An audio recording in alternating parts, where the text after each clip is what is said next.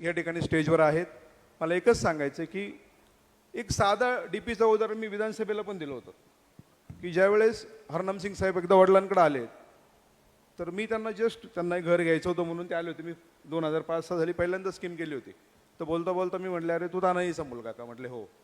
तर म्हटले, अरे ह्या शहर, मी त्यांना म्हटलं 84 साली 60 मीटर रस्ते, 24 मीटर रोड, एवढे मोठे मोठे हॉस्पिटल, हे तुम्ही कसे काय, तुम्हाला कसं विजन आलं? म्हटलं त्यावेळेस आदरणीय साहेबांनी रतनजी टाटांना सांगितलं की डीपी कार पिंपरी चिंचवड शहराचा डीपी तयार होतोय, ह्यांना तुम्ही मदत करा.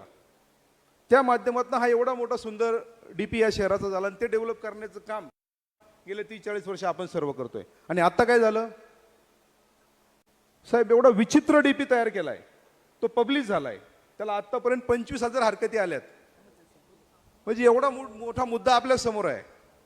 थेरगावमध्ये लोकांच्या राहत्या घरावरनं 24 मीटर डीपी रोड, वाकडमध्ये राहत्या घरावरनं 24 मीटर डीपी रोड, जो रिंग रोड ठेवलेला होता, जो आपण प्रॉमिस केलं होतं थेरगावमध्ये बिजलीनगर ह्या भागात आहे की तो राहणार नाही पुढच्या डीपीला, तो देखील डीपीला परत आला.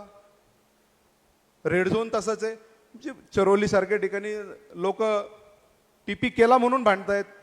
ज्या ठिकाणी फार मोठ्या प्रमाणात कारवाई केली, सुलक्षणाताईंनी सांगितलं की फार मोठ्या प्रमाणात कारवाई केली, त्या ठिकाणी काय पूर्ण रिझर्वेशन केलंय.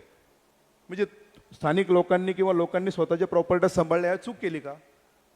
तू वाट पाहिजे होती तुम्ही कशा? मी ज्यावेळी डीपी पाहिला त्यावेळेला असं वाटलं की कुठेतरी STPचं शेअर केलंय. मी कमिशनर साहेबांना सांगितलं की साहेब तुम्ही, नाही मी नाही लक्ष दिलं. मी टाउन प्लॅनिंगच्या गायकवाडांना म्हटलं, नाही आम्हाला नाही विचारलं.